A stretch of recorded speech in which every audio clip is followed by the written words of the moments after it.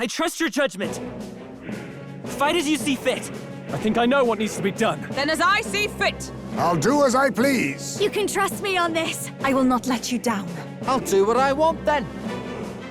Yep, I'm gonna leave it up to them to win their fights. Within the first few hours of the game, you're told of the option to auto-battle, basically letting the AI decide on what to do. And this actually reminded me of something. It's about another Atlas game, in fact. And that's Persona 3 on the PS2. Because in that game, this is not a choice. You can't command your teammates at all. You can only change their tactics, and what they do is up to the AI of the game. So early on in my first playthrough, I thought to myself, what would that look like in this game? I'm not really a challenge run guy, but I thought this idea would be interesting while not too frustrating. So for my first challenge run ever, I decided to give it a shot. Although I personally haven't played the PS2 version of Persona 3, so I'm not sure what to expect. Now the rules of the run is straightforward on the surface. Number 1 is we can't command the party directly. No attacks, no archetype skills, no guarding, no passing, no items. If I make a mistake, I have to start the battle over. Also, in Persona 3, the main character's turn is the player's opportunity to change the team's tactics. And to emulate this, I'm also adding this rule. I can only change tactics at the very beginning of a turn. So if I want my team to switch away from prioritizing health to going all out, I'll have to wait until my opponent's turn is done. In Persona 3, you still have control of your main character though. But for this run, I'm also not going to control the main character, because I think if I could, I'd be playing pretty much the same as a normal run. Included in the tactics menu is the option to switch party members or escape, so I'm adding those to the things I can only do at the start of my turn. And finally, for gamer cred, we're playing on a fresh save with hard difficulty. And those are the rules. Again, these sound simple, but as we'll discover, the run has a lot more limitations as we go on just because we can't issue direct orders and have to rely on the AI. You'll see what I mean soon. Besides those rules, I'll be going through the game as I normally would, which is I just beat enemies in my way, which is how I gain levels. And I also grind only when I feel it's necessary, which really isn't often. I'm hoping that we'll win not by luck or pure power, but with ingenuity and resourcefulness. And I think this will be more interesting than a Persona 3 PS2 run because, unlike in that game, we have full agency over our character's skill set, not just the protagonist. So we definitely have more to work with. Thus, we're all set. This should be fun, right? Save your strength. No. Strike true. Wait. Four remain. Why?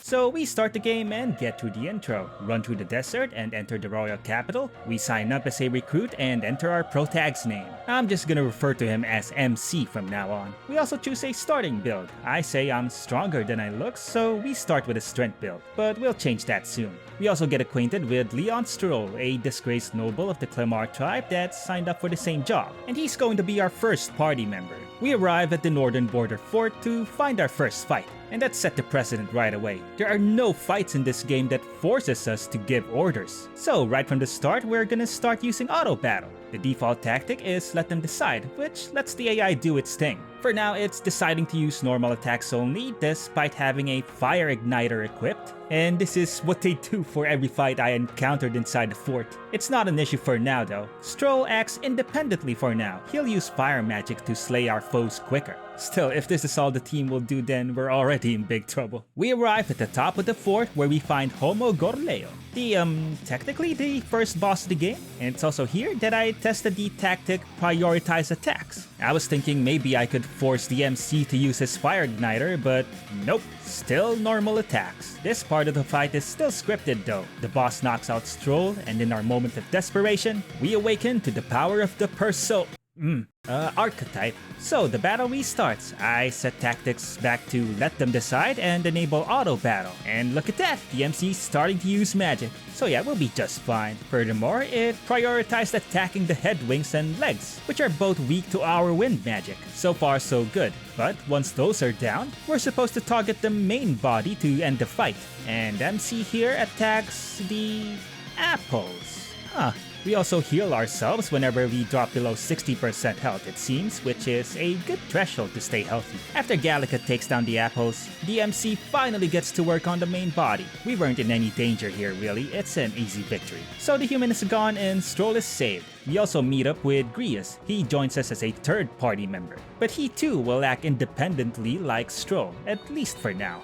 Off to the Nord Mines with us. In the Forest Trail, I get into some battles where I thought the MC would use magic since it deals the most damage, because in the previous fight, it pretty much exclusively used Psych, but that doesn't always seem to be the case. Sometimes he doesn't use magic at all, and sometimes he does. It is strange. These butterflies are weak to wind too, so I expected the AI to always attack with its wind magic. The next mandatory battle is against these hostile soldiers, and this is also where the player is taught to guard up. Will the MC know what to do? I try setting the tactics to prioritize health, and well, surprisingly, yeah, he defended through the focused attack that would have hit his weakness. So that's a thing. What's even better is that he moved to the back row before guarding in the next instance. I was genuinely surprised that it did that. For those that don't know, there's a formation system in this game. If you're at the back, you do less melee damage, but also take half damage from everything. But while in the front, your melee does full damage. Magic damage is unaffected by the formation, so I'm also surprised that the MC moved to the front row again only to use a magic attack.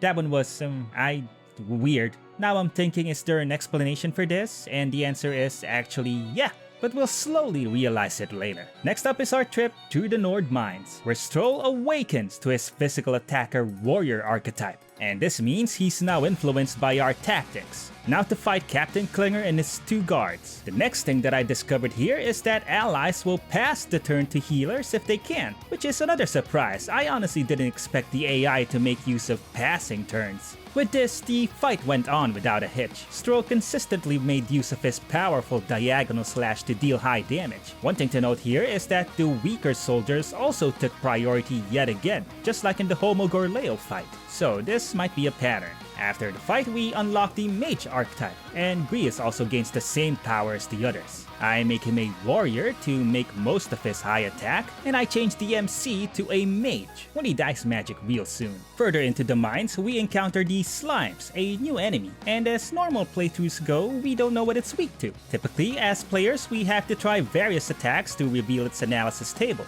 Well, the AI is having none of that. They straight away went for its fire weakness. So that's a thing, they just know the affinities of enemies in their hearts, I guess. There are also times that when the enemy is at low health, the AI will chip away at the enemy with normal attacks. And they seem to know exactly how much damage they'll do to finish off foes. Perhaps it's an MP conserving move. It did so multiple times in this dungeon, and I think this is why the MC was using normal attacks back at the Forest Trail. So we handle the mobs of the Nord Mines with no problem, and eventually we encounter a Magla Crystal with a human guarding it. We have to fight, and the team gets to work on damaging it right away. And again, the MC just knows that ice is effective against it. But now it's the enemy's turn, and it starts up a telegraphed attack that targets the front row. What we're supposed to do here is move to the back row so the attack won't land at all. The MC decides to guard up. That was unnecessary since we'll be safe. But what about the characters in the front? Well, they move to the back row and guard as well. While guarding wasn't necessary, it's nice to know that the AI has a sense of when to guard up during fights, if only during certain enemy attack patterns. And check this out, the warriors also had the good sense to move to the front again to attack. And that's great, overall this fight was chill. So we defeat the human, break the crystal, and go deeper into the mines, where we stumble upon a sleeping dragon. So we have to sneak. I don't know about you, but I'm a big fan of stealth games, and sleeping targets are usually an easy kill. So I sneak up on it, but Gallica woke it up. Okay, let's start this optional fight against the dragon. We have a decent volley of attacks here, the MC Mage in particular exploiting the dragon's ice weakness, and the warriors up front using diagonal slash for decent damage. But on the dragon's first turn, it scratched Grius twice. His health is low and I have to heal, but I don't have any healing skills on me. We have yet to unlock skill inheritance here. We have items though, so how do we use them? I let the team decide what to do and they continue attacking. And then we take more damage from the dragon's attack. So I set the tactics to prioritize health and they do not heal. We eventually lose.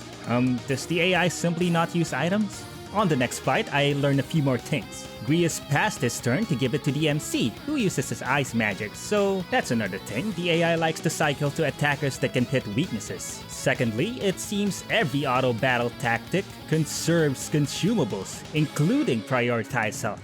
That is, except for fight to kill. I select this, and indeed, the party starts using items to heal. And it also used up the ice attack items I bought earlier. Stroll also got KO'd, and Grius wasted no time in using a revival medicine. The MC gets an ice attack in, and Stroll used the extra icon we got to use another healing item. That's efficient play right there, but I do have to say it's kind of funny that we have to use fight to kill to heal. Oh man. The dragon's almost down, but now I've run out of healing items and everyone's bleeding. Yet the dragon decides to target the warriors with fireballs, which they easily withstood. One more ice magic from the MC took the dragon down. Good fight, we've learned quite a bit. After the fight, we're all clear to leave the Nord Mines. And plot stuff happens afterwards. We return to Grand Trad and meet Grius' daughter, precious little Maria. We spend time with her and unlock the healer archetype. We'll be using it right away. Also, our party member Grius dies at the hands of Louise Guillaburn, the main antagonist of this story. And this is not a joke, Grius is out of our party for good. Chaos ensues and the Royal Cathedral gets taken over by the undead. During this mandatory fight against skeletons, I test some things out. I moved the MC to the front row. Will our magic casters move to the back before they use their magic attacks? Well, at first they didn't, but on the very last enemy they actually did. I'm still figuring this stuff out by this point, so I'm not sure why this happened. Either way, this was another easy fight, with the healer's light skills making short work of the skeletons. Proceeding to the next fight, we're joined by our real third-party member, the Royal Knight Iselin Hulkenberg. She awakens to her power, which is the Knight archetype, and we're up against Undead Grius. I start auto battle, and Hulkenberg immediately moves to the back and uses Knight's Proclamation, a skill that draws enemy attacks to her, and this is what she does for most of the fight. She'll only do something different when she's already cast Knight's Proclamation. One time, she used a normal attack from the back, and in another turn, moved to the front first for another normal attack. By far though, her strangest move is moving to the front and using a healing item. Can you guess why this happens yet? Trust me, it's not random. There's a reason why they moved back to the front, which I'll explain soon. Also, before the fight started, I moved Stroll to the back row, just to see if he'll move to the front before using his physical attacks. And nope, he did not do so. So for the rest of the fight, he is doing half damage while Hulkenberg takes all the hits. We're also introduced to synthesis skills in this fight, but as of right now, I'm not sure if the AI will even use them. They didn't do so in this fight anyway. Undead Grius is weak to light attacks, so my healer went to town with Hama, and we eventually took him down. Only Hulkenberg took damage in this fight, cause she pretty much drew everything to her. So with that done, we're given a new objective. We're to liberate the Royal Cathedral by taking down the Necromancer. I wasted no time in entering again, and I intend to finish it in just one run. I admit, hindsight of the game helps here, as I know I can use the Mage archetype to replenish my MP. So we have a way to sustain ourselves throughout this long dungeon. We help out a Paris bounty hunter named Katarina with a small favor, and this unlocks the Brawler archetype. I didn't know it yet, but this would be the most useful archetype in a fight that's about to come. But for now, as we recently unlocked skill inheritance, I channel Brawler onto Stroll just to give his warrior the perfect punch skill. We'll be using it to smash skulls in. I party up with 2 mages for this run, and something happened. The AI used a synthesis skill. All these dogs are weak to fire magic, so the MC and Hulkenberg teamed up to use Gabot, clearing them in a single attack. So now we know that the AI can make use of synthesis, and using it like this actually conserves MP.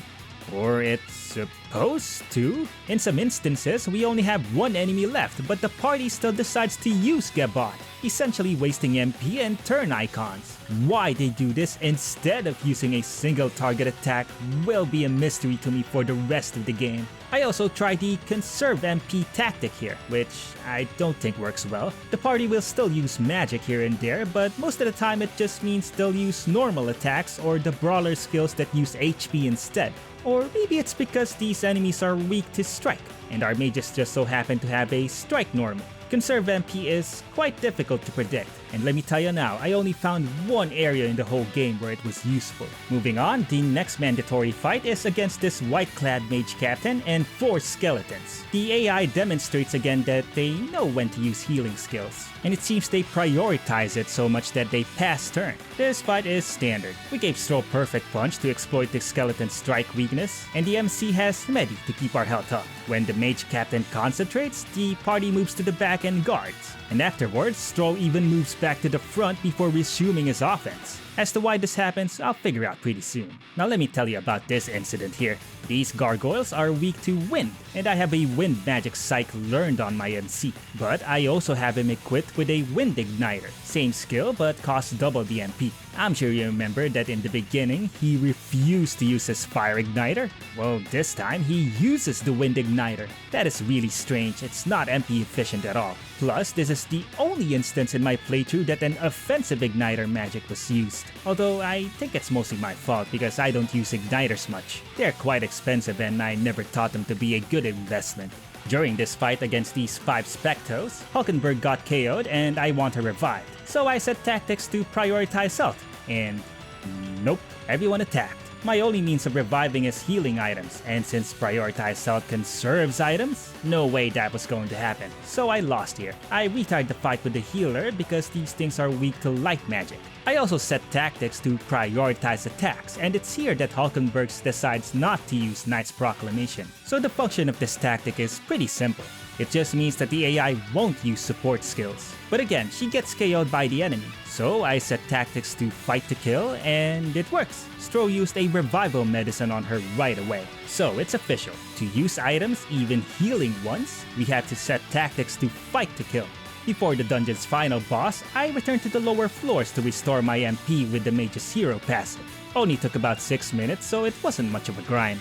But now it's time to take on Zorba the Necromancer. Zorba himself has no weaknesses to speak of, but he'll constantly summon undead that are weak to fire and light. This makes it tempting to use a healer or mage, but we can't because of several factors. Number 1, the healer is weak to the minion's strike attacks, and giving extra moves to the enemy here could mean more summons. Second, the mage really likes using synthesis skills here, which would be fine since at least there's 2 targets whenever they do use it. But this drains my MP very quickly, and Zorba resists all magic, so the damage we'll deal will not be enough before we run out of MP. I have MP items though, so why not use those? Well, unfortunately, the AI won't use MP recovery items at all, meaning we have to win every fight with the MP we start with, and that is the first massive limitation for this run. For this fight though, we only have to take down Zorba, so why not focus our attacks on him before we run out of MP? Oh boy, remember our fight against Homo Gorleo where the MC targets the apples? Well, the same applies here. The AI will take out other targets first before the main boss. And the problem is, Zorba doesn't kid around about having bodies to spare. He will almost always summon at least 1 zombie per turn, and he'll even summon a second if we don't eliminate the first in time. So that's our third issue.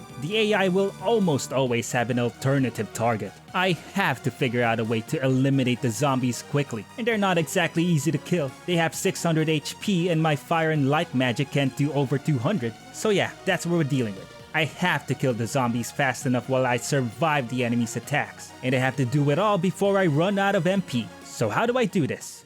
Well, it all comes down to the Brawler archetype. It resists the zombie strike attacks and uses HP instead to use skills. They also have a skill that raises their critical rate with more members of the same archetype present. So I go in with 3 Brawlers. I only have 1 good fist weapon though, so MC's and Hulkenberg's damage won't be ideal. I will set them all to the front row though to maximize their damage. But on my first drive with this new party, only the MC had a healing skill, and the fight dragged on for so long he eventually ran out of MP. So I gave my other brawlers the healing skill Day and tried again, and I lasted much longer, enough to reduce the boss to 20% health. But this time what got me was my item supply. I ran out of revives before I could finish Zorba off. Man, I was so close. The problem here was the party exclusively used Perfect Punch to do damage, and while it has a good chance to score critical hits, it still takes 3 to 5 hits to take down a zombie. This made it unreliable in damaging Zorba.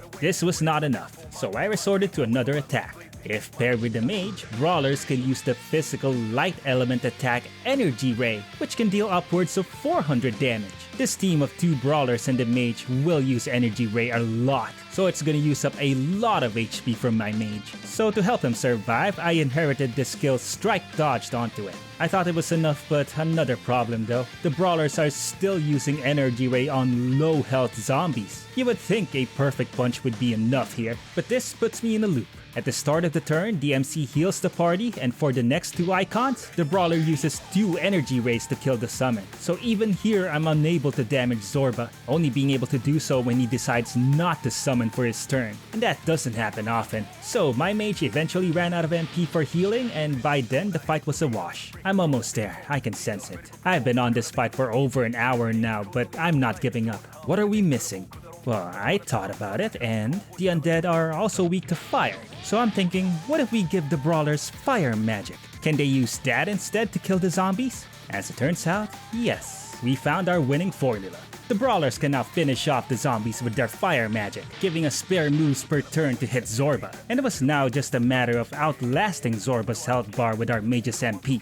And thankfully it did. The fight lasted 7 minutes in total, which was actually quicker than I expected. But yeah, that was quite a puzzle, huh? What's next? We don't have to wait long. Immediately after the Zorba fight is Homo Avadis. As I remember from my first playthrough, this boss is weak to fire and strike, and mainly uses light magic. So I keep my 2 brawlers and shift MC to healer for better survivability. And immediately as the brawlers took their turn, they opted to use the synthesis skill Meteoric Fist, which not only damaged the shell but also hits the heart. Damage on the heart though is not the best and it tends to miss, but I'm not complaining. The brawlers burning through their HP means the boss can easily knock them out here, but luckily we have spare revives. Once the shell breaks, we score a few hits on the heart, with some of them being strong critical hits. Then the boss gets back up and prepares a soldier swarm. I thought the team would defend here, but they actually opted to attack instead.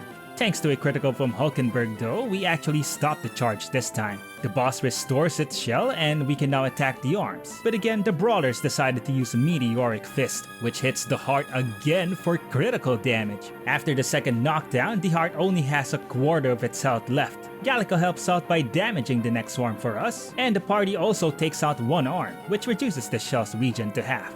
On the third knockdown of the heart, we failed to finish it off, so the boss recovers and I thought we had to knock it down again. But suddenly, Hulkenberg decides to go for the kill and scores the finishing blow. So yeah, sometimes the AI will just pick a different target, I guess? Or maybe because the heart's health was low? I'm not sure what happened here, but a victory's a victory.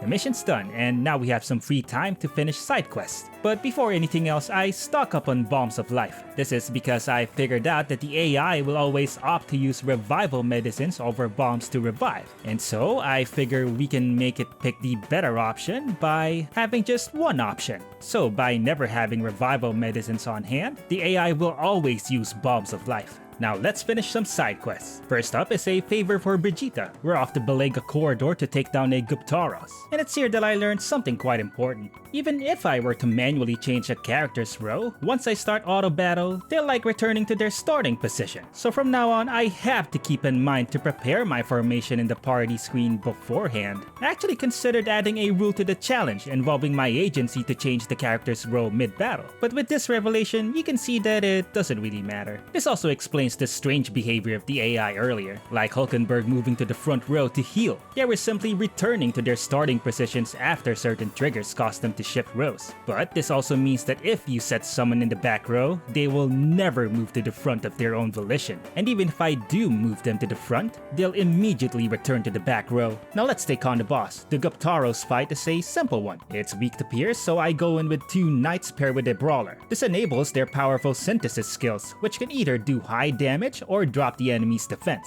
The boss's attacks hurt though, they can KO anyone in the front row with just 2 hits. But not a problem, we have revives. When the boss charges up, I was again surprised that they opted to attack. For just this fight specifically, it's the correct choice, as damaging the boss will actually interrupt the charge. My front row members still move to the rear though, which is strange behavior that I cannot explain. Anyway, we win on the very next turn, and with the quest done, Brigitte becomes a follower, and we unlock the Merchant archetype, a busted class in normal play. But in this run, No, not quite. We'll find out later why. Our next quest is a bounty that takes us to the desert, where I use our newly unlocked merchant to get some extra cash from the mobs we kill. Once the bounty showed up, I expected my triple merchant team to make short work of it with gold attacks, but nope. The Manjula is weak to strike, so the AI opted for normal attacks which do no damage, and no tactical option could change this. Throughout the fight, they only used gold attack twice, and we eventually ran out of healing items and died to its fire breath, which to my dismay, merchants are weak too. So yeah, that was terrible. So I tried again, this time with 2 warriors armed with perfect punch to exploit the strike weakness, and a mage for support. I set tactics to let them decide, and the team went to work, exploiting the boss's strike and ice weakness. The boss went down in 2 turns. The AI really didn't hold back this time. But with that bounty done, we're now finished with the first part of the game. The tournament for the throne starts, we decide to join, and now we're moving on to different lands. And while on the Gauntlet Runner, I decided to try a tip given to me by a commenter in one of my videos. Apparently, using the toilet during Idol's Day will increase the MC's luck stat. I try it out, but it says the water's not working right now, so I'll have to try again later. Our next mandatory fight happens on the road against Godot, and by now I expect the AI knows we're not supposed to attack Godot due to the king's protection magic, only his 2 minions. And of course, the team knew that one of them was weak to ice. Godot himself just watched for the first 2 turns, but we wanted the third, so he did nothing in this fight. Well, that was easy. We arrive at the second town of Martyra. I decide to buy items that reduce agility and inflict sleep. One of the side quests suggests our enemies are weak to sleep, so I'm expecting great things. Now we tackle an optional quest that takes us to the Imp's Den. We encounter some wasps that are weak to pierce, and my knights decide to use Hammer of Justice on them. I don't want this to happen, I have to conserve MP. So I try setting tactics to conserve MP, and it kinda works. But I'm guessing only because the Spear of the Knight is also a pierce attack, which is why the AI is fine with that. This is not the place that we actually use conserve MP to great use. My build is coming along nicely though. I'm going for a strength, magic, and agility hybrid so that the MC can be flexible in combat. He's the only member that can't be swapped out after all. Our target, the Goborn King, shows up. This is where those sleep items are supposed to be effective in, so I set tactics to fight to kill, and nothing. The team just goes in with their most powerful archetype skills. No synthesis though, since Goborns have no weaknesses, but not a single Slumber Thorn was used. And that's true for the rest of the run. The AI will never use these status inflicting items. And yeah, those agility debuff items we bought along with these, yeah, those two, they're never used as well, so buying them was a waste. Besides that, the fight went fine. The team of course decided to take down the 4 underlings first and had no problems taking down the king, despite it buffing its agility. Now we return to the Grand Trad Catacombs for another side quest. The enemies here are weak to fire and ice, so I set 2 mages in my team. Unfortunately, this enables the use of Meteophore, a single target fire skill that costs 22 MP for everyone. And while I appreciate the damage output, this is overkill and wasteful. And setting tactics to conserve MP didn't help. It used Meteophore again on the weak enemy. Holy crap, I'm not using that option again. The solution here is to prevent the AI from having access to that skill. So remember how I said in the beginning that there are more limitations to this run than the rules imply? Well, now they're starting to come out. So far we can't use MP items in squad battle, we can't use status inflicting items, and our teams have to be tailored to prevent wasteful synthesis as well. We'll see plenty more samples of the last one. It happened a lot during my run. For the Kadablich boss, we were told light attacks would be effective, so I go on with a Brawler and Seeker. Both of them have strong physical light synthesis attacks. Well, it would have been strong, but I forgot to move them to the front row before the fight, so they just stayed there for the entire battle. Even so, this fight was a breeze, so let's move on with the story. On our way to the story bounty, we get into a mandatory fight against a familiar face. Katarina here also decided to enter the tournament for the throne, and she challenges us to a fight. On the very first turn, we've already dropped 1/3 of her health, and despite being weak to her strike attacks, her damage output is nothing to worry about. As we go to the last bit of Katarina's health, the team decided to use normal attacks, but Stro missed, so the enemy gets another turn in. This is gonna happen a lot, and it always worries me each time. Doesn't matter who the enemy is, if the AI thinks normal attacks will kill, it will try it. And I don't want to spoil it, but I'll just give a hint. This habit of the AI actually made the end of this run incredibly poetic. Next up is the Great Worm Homo Butera. The fight starts and everyone just pelted it with gold attacks and ice magic. It only got one attack in and posed no threat to us at all. It retreats on the second turn, at which point it decides to just eat us whole. And now for the time sandworm section. We were actually high enough level to just defeat enemies in overworld combat here. The only exception is the fish. I doubt this can be considered anything but a luck-based battle. Even on a normal run, it opens the fight with buffs and debuffs that launch its evasion rate to the stratosphere. So yeah, it's RNG whether you hit this thing or not. Its attacks are nothing special though, so we won without trouble. Scored a hefty critical for the kill too. To end this dungeon, we fight this parasitic Valmo. It summons minions that are weak to our magic, so this was no problem as well. We get out with plenty of time to spare. A stark contrast to my first playthrough. In that one, I was not overleveled for this dungeon, and I was running out of time that I had to give commands quickly and skip every battle animation. I won with just 5 seconds left on the clock. It was an intense moment for me. And now for our battle against the bounty for the story, the former Shadow Guard Heismay, one of my favorite characters in this game. We have 2 rounds against him, of which it's pretty much impossible to lose, as Heismay will never actually deal fatal damage. The only factor here is his clone skill. In my first playthrough, I figured out the trick right away. The real body casts a shadow, but does the AI know? It turns out, yeah. It attacked Heismay without fail. I think it's because the clones block all attacks and the AI won't go for attacks that we block in any way. This is a benefit for now, but later on when enemies start casting magic that blocks attacks, oh, we're gonna be in trouble.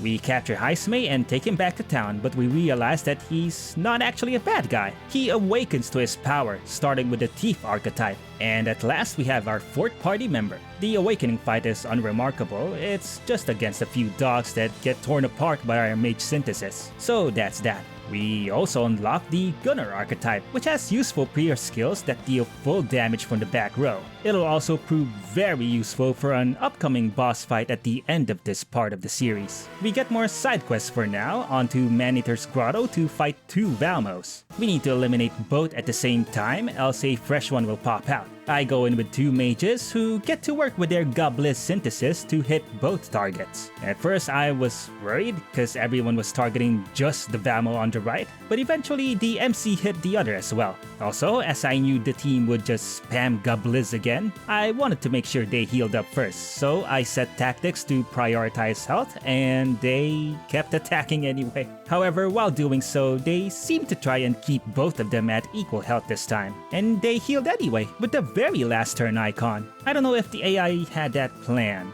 but it's good. Not without jank though. As the first Valmo fell, Stroll started using normal attacks, and the mages still opted for Gobliz. I do not know why they wouldn't just use the single target Blizz skill, but that's that. We won in just 3 turns. So we return to town and another Idol's Day arrives. I buy 4 mint charms for sleep immunity because it'll be very useful for the next dungeon. I also tried to go to the toilet again and it only gave me 100 XP, no luck bonus. And then I realized there's another door. All this time I was using the shower. This other door is the toilet they were talking about. Honestly, that was my bad. All this time I thought both of these doors served the same function. But hey, it worked. The MC had a eureka moment in the loo and we get luck +1. Thanks for the tip, Trekkie Zero. So we move on to our last side quest for now. And on the way we fight another rival candidate, Goddard. We get no info about our foes for these fights as we go into them, so we can't really prepare beforehand. But Auto Battle encounters no issues in picking off their weaknesses right away.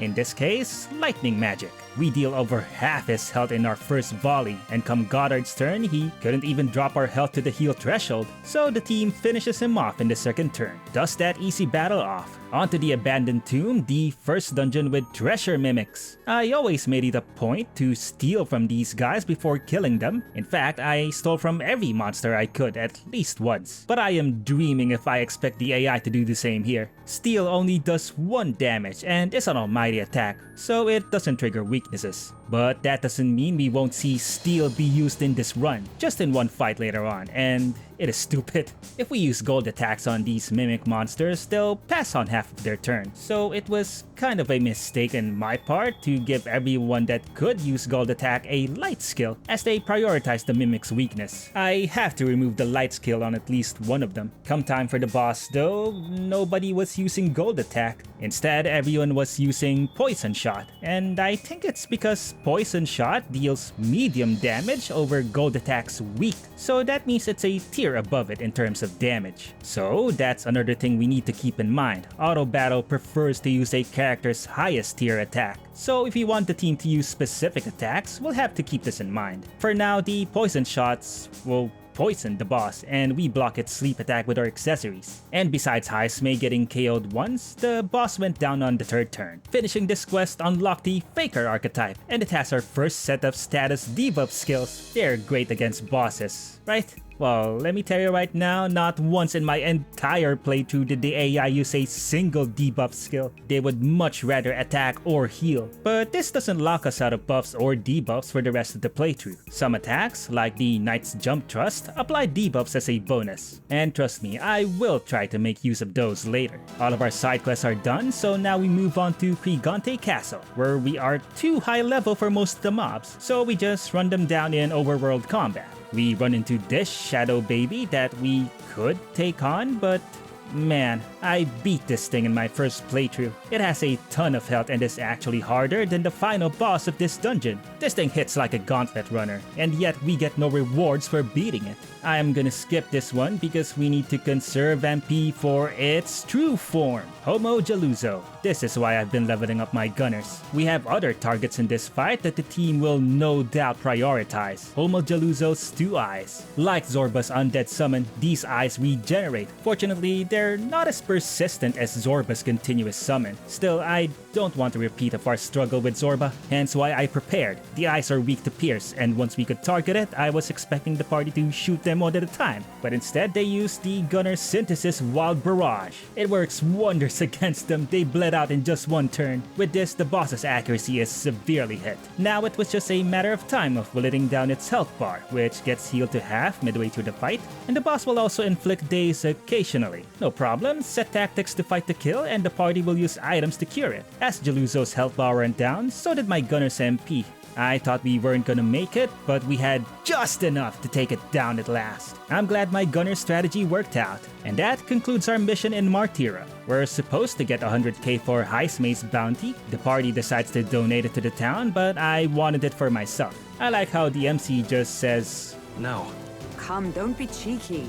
Everyone denies our plea though, so no reward for us. What we get instead is the Wizard archetype, and it has a skill that will prove useful for much of the endgame. We also spend time with Barden to unlock the Commander archetype. We now have access to party buffs. Up until now, buffs were only single target or locked behind synthesis, and the AI never used those. Question still stands though, will the AI use the Commander's buffs? Well, I'm about to find out. Our business is done in Martyra, so we head for the tournament exhibition in Port Brilehaven. And en route, we run into Katarina again. I haven't changed out of my gunner party here. Her damage is nothing we can't survive, so we just shoot and shoot until she's no more. We rank up our bond with her afterwards and unlock the Pugilist archetype. We now have more powerful attacks that don't use MP, but it's the skill Power Thrust that we're really interested in. It's our first non-synthesis attack that can debuff our foe's defense. Just having this around will boost our overall DPS. So now we're at Brilehaven. With a new town comes new side quest. We're about to go on a 4-day excursion to finish everything in just one outing. We'll pass through Enundo to buy a toothbrush, gather berries in Gracia Forest, then we go further up north to take down the bounty in the Forsaken Tower. And on the trip back, we'll pass through the Tomb of Lament to hunt for a chalice. This route will also allow us to run into the 3 rival candidates camped nearby. I wait until Forgiveness Day to buy new gear and items because we get a 30% discount on everything on this day. And then we're off. First up, berry picking in Gracia Forest. I turn Stroll into a commander and use items to get him up to rank 9 in order to unlock Formation of Vigor, a buff that greatly increases everyone's attack. Picking up the last berry triggers the area boss, a Cocosidos. It's weak to Pierce, which I have plenty of, but I forgot to recover MP. I ran dry with the boss at 30% health left, and I tried to proceed with normal attacks, but we eventually ran out of revives and got wiped. So before I tried again, I gave everyone 1 Magla pill. 20 MP extra for everyone should be enough to take down the boss. And check this out, Stro actually used a buff! Maraku Kaja increases everyone's defense and actually benefits us for this boss's unique mechanic. It will occasionally insta-kill anyone without a defense buff. With the boss nearly down, I decided to go all out. The fight-to-kill tactics still allows the party to use support and healing skills, so I set it to prioritize attacks. The 20 MP I gave everyone was indeed enough. The boss goes down, and now we're armed with the knowledge that we can use Marako Kaja. And this gave me hope for the formation buffs, but unfortunately... Yep, never used in the playthrough, but it's better than having no buffs at all because now it means I can make use of the wizard's shield blessing passive, which enables MP regen during battle when we're buffed. I will eventually unlock it when we have mostly mages in the party. Also, the AI won't stack the buff by themselves, it will wait for the effect to fade before casting again. If I want to stack a buff, we'll have to give multiple characters Marako Kaja. We proceed with the trip and we run into our first rival candidate, Lina Kaden. Come Stroh's turn, he uses Marako Kaja. I found this strange because I expected him to pass turn to Hulkenberg, who could hit Lina's ice weakness. Turns out, like healing, buffs also have priority, and later on, we'll see party members pass turn to buffers. As for our foe, Lina's a powerhouse that buffs her attack and can concentrate for a big magic attack, and we were weak to her fire and lightning magic, so I lost the first try. A few archetype changes solved our weakness problem, but as we were about to win, Lina KO's Stroll. I wanted him revived so he wouldn't miss out on XP, so I set tactics to fight to kill,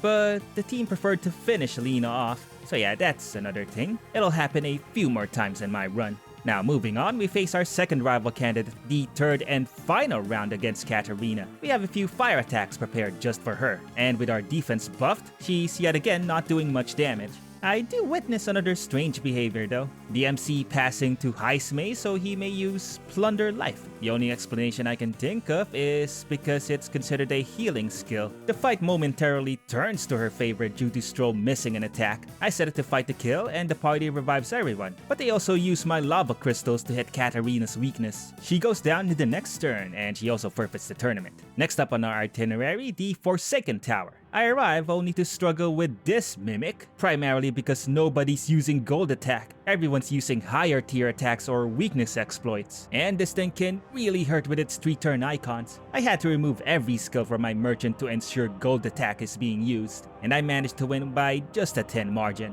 We also have these big things, and I want to beat at least one. They're weak to dark, but they have a ton of HP. My damage overall is pretty pathetic. Luckily though, we score a dodge and even inflict forget on the thing. It wastes turns trying to buff itself to no effect, and we finish it off. That was a bit tough, but it's nothing compared to what's next. Because the next boss is just a stronger version of that thing, and we need to remove its buffs, so we arm the Kaja onto Heismay. I am really hoping he'll use it. And so the boss buffs itself and everyone guards. It's because the boss used charge, isn't it?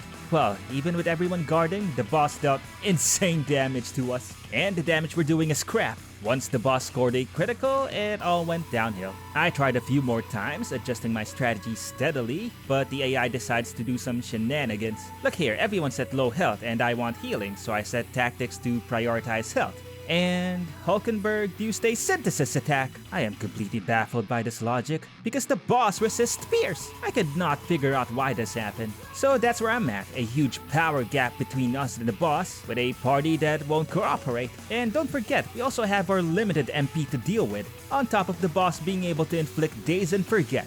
It's not all bad though. I discovered that the AI can actually use the Kaja. Its priority is just slower than defending and healing. This is the only skill from the Faker class that will see us in this playthrough, and it has a huge impact overall. It took me well over an hour trying out different tactics, and here's the winning formula. Everyone's archetype has to be a brawler. This is to resist all damage coming in. Plus, the archetype naturally learns strike dodge, but this alone isn't enough to consistently survive. We also have to fight with everyone in the back row. Stroh will also buff our defense to help with our survivability. As for how to actually kill the boss, I tried to deal damage with Mudo primarily, but my damage output was pathetic because I don't have any extra fist weapons ready. I wasn't expecting this dilemma, but resetting back to town now would mean redoing Gracia Forest. I refuse to do that again. Mudo alone would deplete my MP before the fight ends, so we'll supplement it with gold attacks, which ironically can actually deal more damage. We'll also also have quite a high crit rate with it with the brawler's bonuses. My only hope now is that we don't run out of cash mid-fight. And finally, one brawler in particular is the designated healer to prevent them from using other skills when we need it. It was a drawn-out battle and Hulkenberg almost ran out of MP. After 10 long minutes in the fight and the boss almost dead, it manages to take out Heismay. So set tactics to fight the kill and Hulkenberg pulls out an item to deal dark damage to the boss, finishing it off. Man, I would have liked everyone to have stayed alive, but I'm just glad the fight's over. And of course, the boss drops a fist weapon. You're a bit late there, I needed that for the fight. We leave the tower and proceed to our final stop, the Tomb of Lament. We also run into Roger, the last rival candidate for the trip. He's flanked by two guys with different weaknesses, but we're armed with a variety of archetypes that can exploit all of them. They can also hit our weaknesses and do a bit of damage, but his flunkies easily went down, and after that the fight gets much easier. Roger debuffs our defense, but Stroll bigs it back up with Margo Kaja. We win with just the first attempt. Into the Tomb of Lament now, but we arrive during bad weather. This will prevent our weakness hits and criticals from giving us extra icons, making fights more difficult. But it'll also boost the experience we gain. For this run, I'll stay away from bad weather, but not because it'll make dungeon runs easier. Rather, the bonus XP could make future dungeons less of a challenge. Right now though, we're stuck with this weather, so we're going in. And unfortunately, the team doesn't seem to handle bad weather properly. They're failing to finish off mobs when they could. Does the AI not know that we won't get extra turns? That's my only guess. The boss of this dungeon is another lich thingy. This time though, it'll summon a Chimenzon partner. While it's alive, the main boss is powered up, so we're supposed to eliminate that first. The wind and light magic I armed for this fight does decent damage, but the fight is prolonged by the bad weather since we're not getting extra turns. The enemy's damage output isn't a dangerous to us though, and the AI had no issues taking down the summoned Chimenza first. Oh, and if I forget to set a healing skill, I can just rely on fight to kill for healing. I relied on the thief archetype for my damage in this fight and it's not great. So it took a while for the boss goes down, but overall it's an easy battle. With that, our 4-day long trip is concluded. Back in town, we spend time with our followers to unlock the General and Sniper archetypes. The General has Motaro Kaja, another buff we can use, and Sniper has Smashing Salvo, a pierce attack that drops defense as a bonus. It's a nice alternative to Power Thrust, and it can only be used from the back row, so I'll be using it for more defensive strategies. Just in time too, we unlock Protective Formation from Barden rank 4. Now our defense is greatly boosted when everyone's in the back row. This would be very handy for most of the game. However, in this run, we have to set melee attackers to the front, else their damage output will suffer. It won't be as useful in this run. Now it's time to infiltrate Luis's gauntlet runner, the Charadrius. We have 4 timed battles coming up against the ship's officers. They all have unique mechanics, but for every fight, we have to win within 3 turns. First up is Xanth, who's susceptible to ailments. The only way we can inflict some though is with secondary attack effects. Thankfully, it's quite consistent.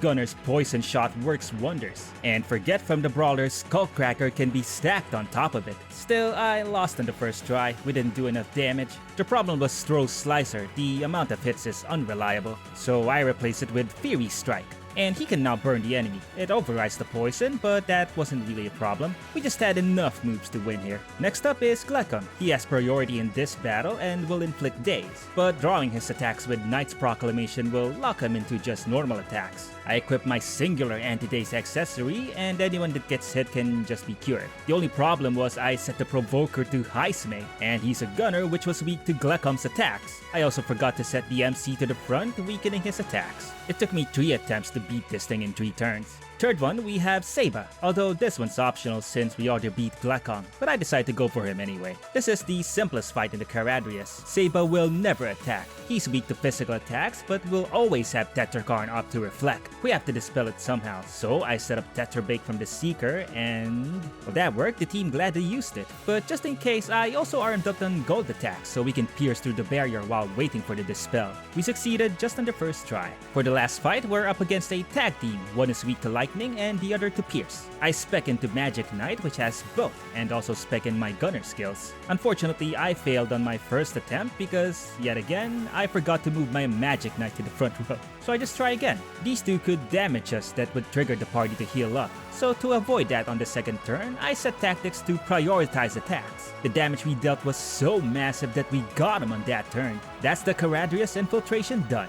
We have some free time now, so I use it to fight in the Colosseum. These fights are unremarkable, nothing new learned, and the fights were easy. I will complete the Colosseum matches in the playthrough though, but I won't mention them much. Moving on with the story, we're finally getting our 5th party member. The songstress Juna awakens to our archetype, the Masked Dancer. We go through an introductory fight with her that was easy peasy Japanesey. And with that, we're done in Port Brilehaven. The story takes us next to the ocean, where we're attacked by a giant human squid. This is a surprise boss fight against the sea horror Homo Avadis. With our 5th party member introduced, we can now switch members during battle. As a reminder, I'll be doing the swapping at the very start of my turn, but I actually barely use it in the playthrough. Its main purpose is to rearrange the turn order to be more favorable for me. So we start auto battle, and Juna immediately went for the main body's electric weakness. Also, with hindsight, I knew that the tentacles would have to be dealt with quickly. If they're left alone, the party will prioritize them. Plus, the boss's random strike is gonna hurt.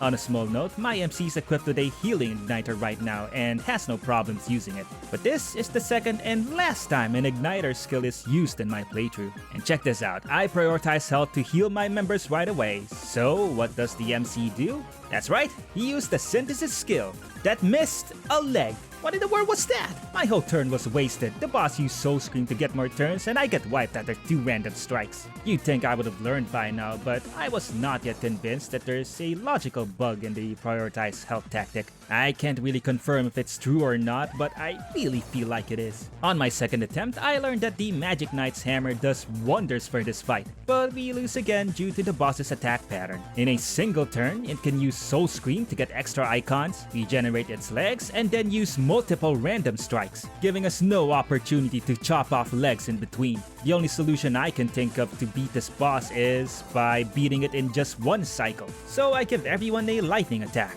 It was a rough fight, Hulkenberg missing with her first synthesis and then targeting the legs instead of the main body. Once the tentacles were down though, they focused on attacks. But I didn't quite make it. Everyone but Juna went down on the next turn, and she's inflicted with malady so I can't heal her up.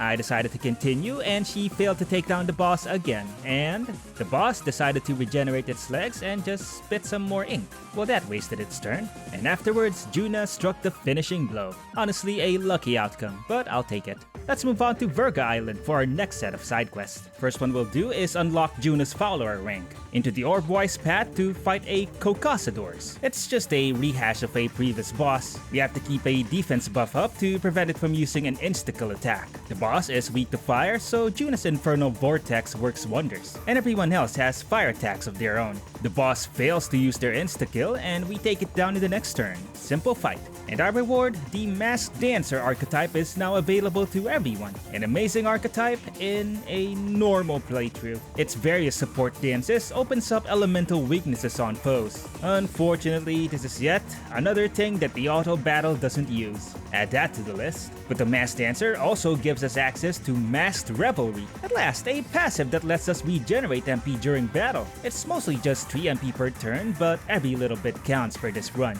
This is also the point where I utilize a passive from the Wizard archetype. Shield Blessing heals 10 MP per turn as long as a stat buff is active. We can combo this with our ability to use Marakukaja. So we're doing great, especially going into the long and winding dungeon that is the Dragon Temple. It's a rescue mission. We first have to get this tree out of the way though, who destroys Stroll the warrior with his wind weakness. Anyways, the boss buffs itself with HP regen, and now we have to outpace its healing, which could be upwards of 800 HP per turn. I give the MC Fury Strike to help with the damage and change Stroll to Commander. Juna's Infernal Vortex is really doing work too. This proved to be enough to take down the boss on just the 3rd turn. We enter the Dragon Temple and encounter a simple puzzle, one of very few in this game actually. This huge area appears connected all over, but there's only one correct path. Deviating from it will take us back to the entrance. And there's a simple solution. Just use this convenient line painted on the ceiling to get through it. We find our rescue target at the altar in the center of this map, the island's priestess, Yufa. She insists on going deeper in the temple, so we accompany her and thus, we enter Draken Grace Shinjuku. It's an area with a contemporary aesthetic.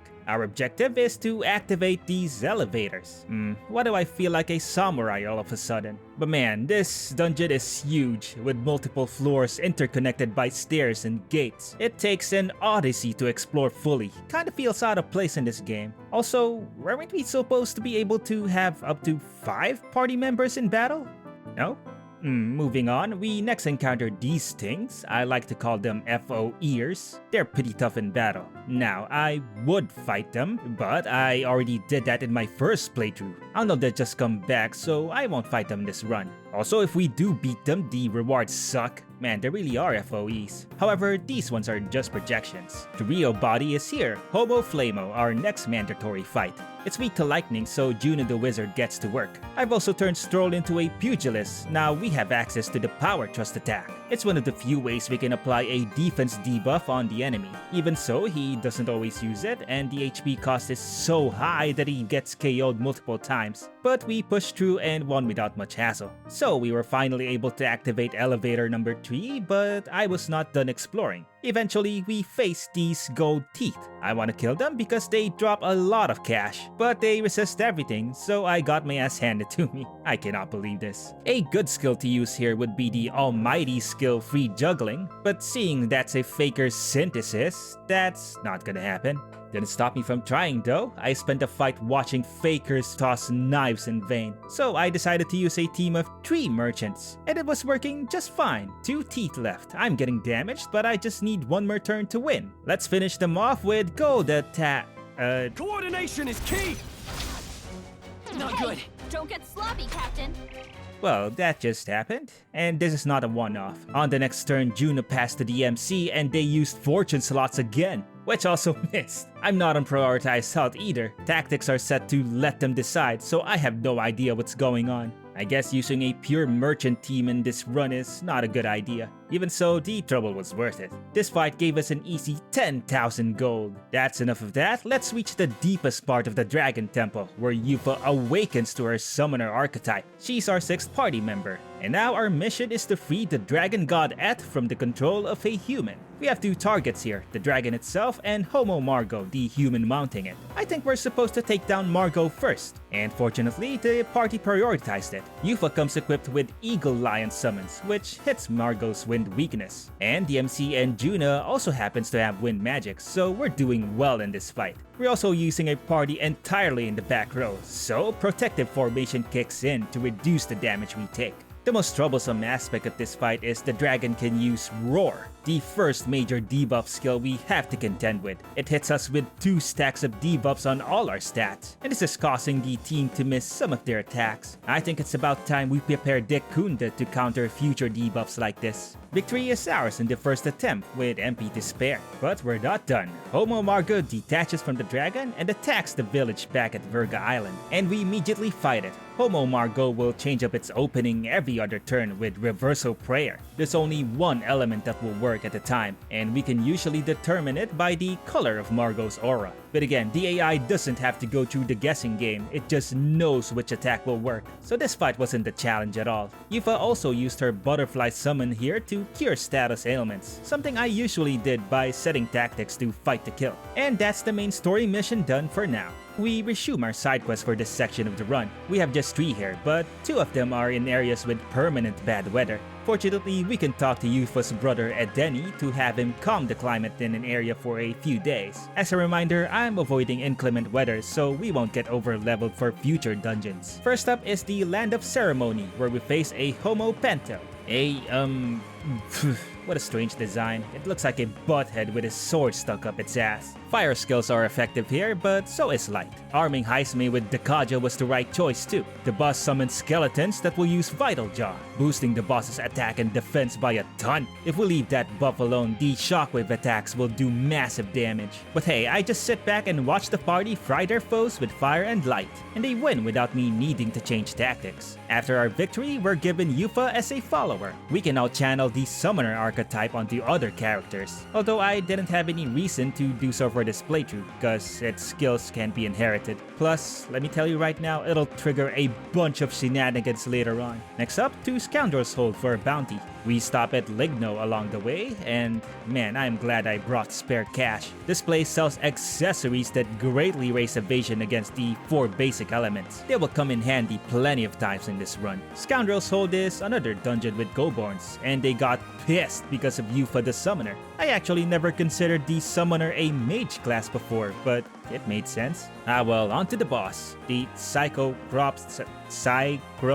This thing has 2 minions and we're supposed to take down the big guy first before the underlings. Else big guy there gets more powerful. The Cyclops is weak to wind and pierce, which I prepared before the fight. The team works on him first, then uses their extra moves to take out a minion. A critical hit from the Psychopath KOs the MC, so we revive him, and by the end of the second turn, the Psycho Boy is at low health. By the third turn, the team successfully eliminates the Psy Guy, so that went as planned. The team takes out the last minion with normal attacks, and this dungeon is done.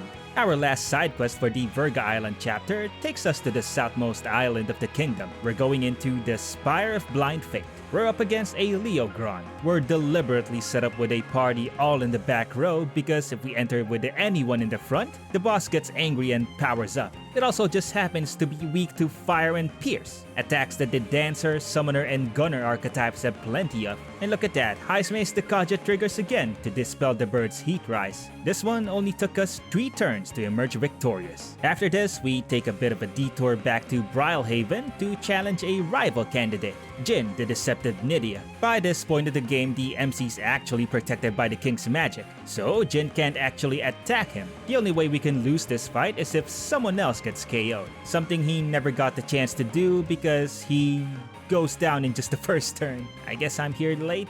Well, it's time to bid farewell to Verga Island and the newly renamed village of Etria. Okay, now I get the reference. Etria is the air spelled backwards. That's why so many enemies in this section of the game are weak to wind.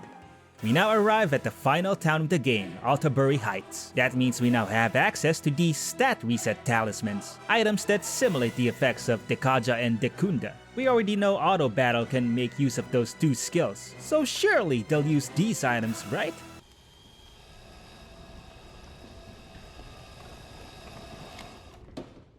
How about new?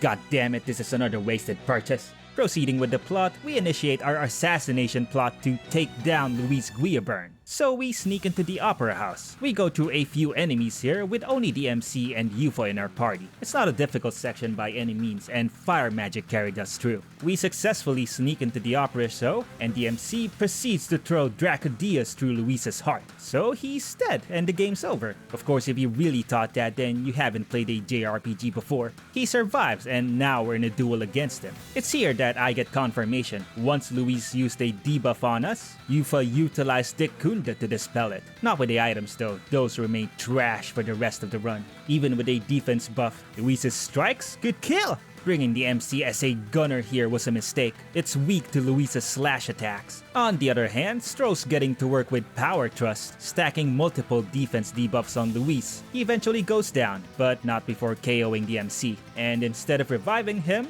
Yufa throws her staff at Luis's face to end the fight. So now he's done, right?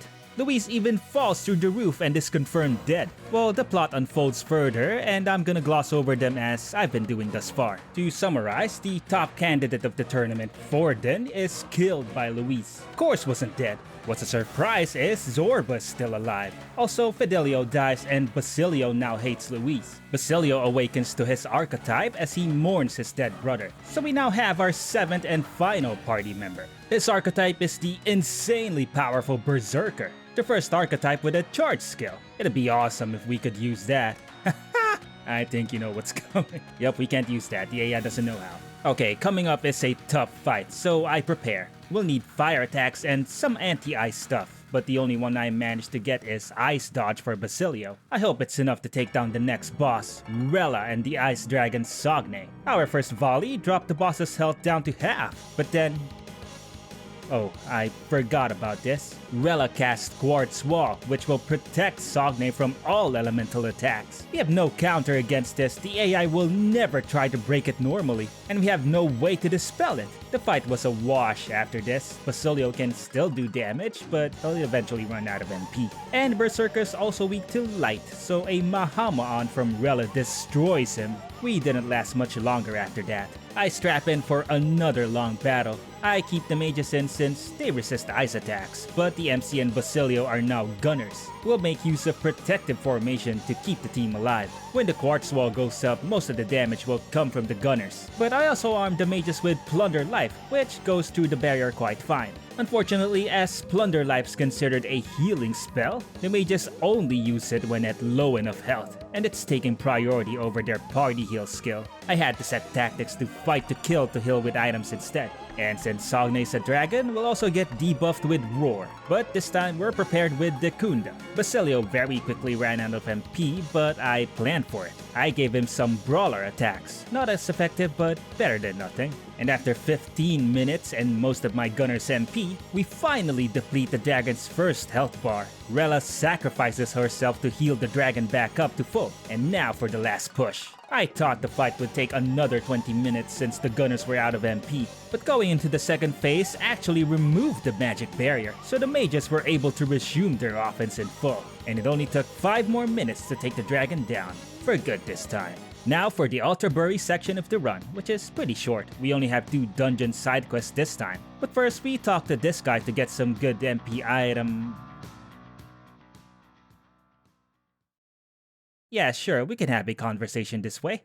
On to Everfrost Forest for a bounty. It'll show up once we kill enough of these Valmos, but I was not expecting it to arrive so early. I was not prepared for this. And what's worse, this boss is a rehash of the Rella and Sogne fight. The Ice Beast Kaimenzon is weak to fire, but we also have another target. A rogue soldier that buffs the beast with a magic reflect. And as the Rella fight, the soldier will eventually sacrifice himself to fully heal the Kaimenzon. But what's different here is that the barrier doesn't go away after the sacrifice. My mages had no option after this, I could barely do any damage. And my gunner and berserker will for sure run out of MP eventually, so I can see this one. You know, Makara Break would be handy right about now, but while planning my counter strategy, I just realized we don't have access to it yet. It is literally impossible in this point in the game because it's a warlock skill, an archetype that gets unlocked further into the story. We cannot dispel that magic reflect. The soldier is weak to strike though. My thought process immediately went to taking him out in a single turn. That way he never gets a chance to cast Mage Mirror. So I tried it by inserting 2 pugilists into my team, and they use synthesis skills. It doesn't do nearly enough damage and is using up my turn more quickly. I continued the fight anyway, and upon seeing my damage, I don't think I can first turn kill this guy. So, I guess we're doing this the hard way. The soldier went down quickly on my 3rd attempt, and now we just have the beast's 5500 HP to work through. Basilio's able to stack defense debuffs on the enemy, but at the cost of a lot of HP. He got KO'd often, and eventually, I ran out of revives for him. Only a quarter health left on the boss too, so I watched the team whittle down its health with Plunder Life and Gunner shots, and we won after a 12-minute fight. Basilio got no XP, so for the rest of the run, he'll be 1 level lower than everyone. Up next, the Tower of Insolence. I was under the impression that the AI will never use a skill if it'll be blocked, reflected, or absorbed, but they're doing it here. Whoops. It's not a one-off too, it kept happening during this dungeon, even when there was no other target to hit. See, the Spectre's all by itself here, and it absorbed the wind attack. It just doesn't make sense. Whatever, let's just get to the boss. It's just another Cyclops guy, which means wind and pierce work. What's different here is that it'll summon an identical buddy, so really it's against 2 Cyclops. Their damage output isn't great though, so this fight went smoothly. So we're back in town where I level up my bond with Basilio. We unlock the Berserker archetype for everyone, as well as Beast Scent Adept. Basilio now has higher evasion against beast and human monsters. Makes him a bit more handy in battle. I also went to Mount Volcano for a quest from Yufa, and the mobs in this dungeon are colored red on the map and with face sight. I think I'm underleveled for this dungeon. And I got the hint once I took on this roaming Manjula. This thing has over 8,000 health and we're doing under 300 with my strongest magic. Once it attacked, well... Alright, I'll revisit this dungeon later then. For now, let's do a quest for another follower. It's round 2 against the Great Worm Human. Its level is quite a bit higher than ours, so we're not doing much damage, but I was doing fine for the most part. Basilio's innate dodge kicks in once in a while, but I forgot to restock on the revives. Once it scored a critical on me and knocked 2 members out, I had no hope of recovering. I had to try again, but for reviving, I opted to give MC Recarm, plus I gave Yufa some ice magic. The worm scored another critical and KOs 2 allies again. Tactics are set to prioritize health, so I'm expecting the team to pass to the reviver, but... Yufa, what are you doing? Lizardman does not help us in any way. Damn it. The boss struggled for a bit to eliminate my last party member. Revive skills, however, have lower priority than HP heals, so the MC could barely revive anyone. Eventually, the worm got us again. I just decided to remove the revive skill from the party and have another wizard for added offense. This expedited the boss's death. It didn't score a critical this time either, so we took it down easily. But I did not expect even revive skills to give me a hard time. Now, to take on challenger candidates. First up is Loveless the Parapus. He's a physical powerhouse, and since I couldn't upgrade my armor yet, he easily KOs my mages. I noticed though that Loveless is using Berserker skills, so maybe he has the same weakness. So on the second attempt, I bring in an assassin with dark skills, and I was right. He's weak to light and dark. It's also here that my summoner's doing dumb things again. Hulkenberg opened up a lightning weakness on the enemy with her synthesis, which I did not expect her to do since Loveless isn't weak to lightning. And then Yufa used her own synthesis to use up that opening. But the skill she uses is Summon Lizardman, which sucks ass. They do this 3 times during the fight. Then when I set tactics to prioritize attacks, they stop doing it. I don't know if the game's messing with me or something, or maybe it's designed that way, but I doubt it's the latter. The second rival candidate we fight is Rudolph. He's got 2 minions, but we're armed with electric skills to hit his weakness. Hulkenberg and Yufa continues to use their crappy synthesis combo, but it doesn't stop us from eliminating the minions. Now for Rudolph, and something else happened here that I've never experienced before. The game crashed.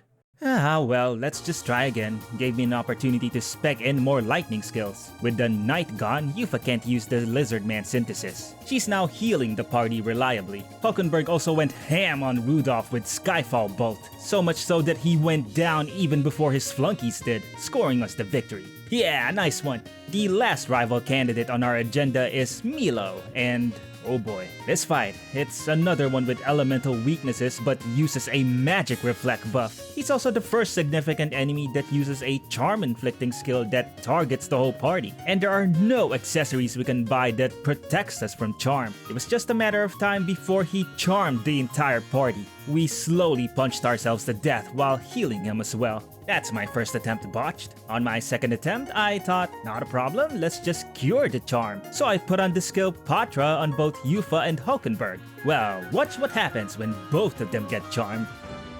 Oh, how wonderful. Got tickled. Hulkenberg's been charmed. Oh, Someone get how her back nice. to normal. Trivia. It's a death spiral, and setting tactics to fight to kill doesn't help. It happened multiple times in the fight, and eventually I lost again. Also, I take back something I said a while ago. We do have access to Makara Break at this point, but it's a Mage plus Thief synthesis skill. Is it worth using in this fight? Heck no, Milo just reapplies the bearer immediately on his turn. This setup eventually ran me out of MP from spamming synthesis. Third attempt, also a bust. For the fourth attempt, I set up Hulkenberg specifically to get her to use the skill Shield Arts, which will debuff Milo's hit rate. Once again, Basilio and DMC are my damage dealers, slowly chipping away at Milo's health. After 3 stupid attempts, we went on the 4th, and we're rewarded with an accessory that prevents charm. Man, this game. With all the candidates beaten and all our side quests done, that's it for Alterbury. We return to Grand Trad for a showdown against Louise. The gimmick here is Louise's sword-changing affinities. He'll specifically target our team's weakness one at a time. To help our chances, I gave passive skills to everyone that helps them dodge their weakness. This proved enough to make this fight relatively simple, and the fight ends when we drop Luis down to a quarter health left. This is a major turning point in the plot. We retreat from the capital due to the people turning their back on us. We discover that the prince is actually us all along, and our appearance changes. Zorba shows himself and resurrects an old boss, Homo Avadis. And while writing this script, I realized something that I have to admit here. I actually made this fight so much harder on myself unintentionally. You see, we just unlocked the Prince archetype for the MC here, and were forced into it for this fight. What I didn't know is that you could set its inherited skills before the fight. I struggled so much against this boss, mainly because its regeneration is insane, especially as it nears defeat. Same as the first round against Homo Avadis, the party will prioritize taking out the apples, legs, and headwings first, before the team will bother with the main body. The problem was the MC skills were so MP intensive that he kept running out of MP before the fight ended, while I also had to deal with crap like mages using Meteor on an apple. Man, this blows. Yet, even with this unintended restriction, I found a way to beat it. The key was the headwings. It's weak to wind, which prompts the Prince and Magic Seeker to use their powerful wind synthesis that hits all enemies. We chipped away at the boss's main body while hitting all targets as well. So it works out to our favor that the headwings repeatedly regenerate, thus making the AI use synthesis skills again. It was enough to outpace Gorleo's regen. In the very last turn, Gorleo didn't regenerate its apples. I went for the kill and finally beat the boss. I glanced over that, but this took 10 attempts in total, incrementally adjusting my team along the way. But still a fun fight. Afterwards, we reach max rank for Gallica, thus unlocking both the Warlock and Elemental Master archetypes. Now we have access to Makara Break, and we won't need it for the rest of the run. The timing on this thing is ridiculous.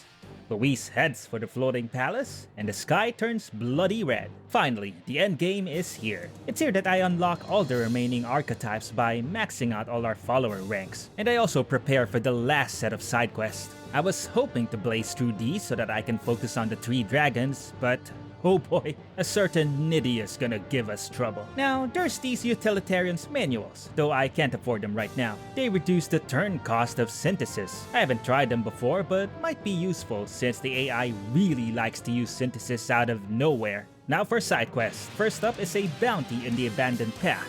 This fight against the Ordemos starts off with Katarina. Our follower boon from her takes effect, and she cuts the boss's health in half. That is a lot of damage to start off with. We're supposed to dispel its charge somehow, but I don't think we can do that. Plus, the boss is at low health, so I just decide to go in for the kill. So I set tactics to prioritize attacks, and everyone defended anyway. Why do I feel like the exact opposite of this happened earlier? Whatever, 2 more turns and it goes down. And now we return to Mount Volcano. We're quite a bit stronger now. Plus, Katarina's opening punch cuts this troublesome Manjula's health by quite a lot, makes taking it down a breeze. It's kinda cheating I feel like, but that's an actual game mechanic. I'm not doing anything special here. We're also sweeping enemies with the Black Frost Summon. It's a testament to how much stronger the team's become since last time. The boss fight for this dungeon is a holy man named Hyperic. This time though, Katarina's opening volley dealt only around a quarter of the boss's health, so as not to make it too easy on us, I guess. The team wasn't able to find a weakness on him, but the informant said light magic would be good here. I must have read it wrong because the boss used light magic. Heismay the Tycoon got hit hard. Also, I have Heismay drawing aggro here, but that's pointless because Hyperic only uses AoE attacks. I had to retry the fight with a generic strategy. It's also here that I definitely concluded that auto battle won't use debuffs at all. I armed Juna with the debuff skill Vidyarta to hopefully debuff the attack and defense of the boss, but she never used it.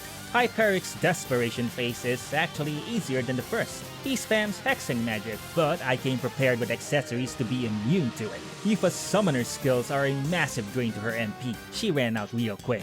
But we now had means to regenerate mid-battle, so she didn't become completely useless. It was an easy fight, but I noticed it took quite a while to finish. The fight was 9 minutes in total.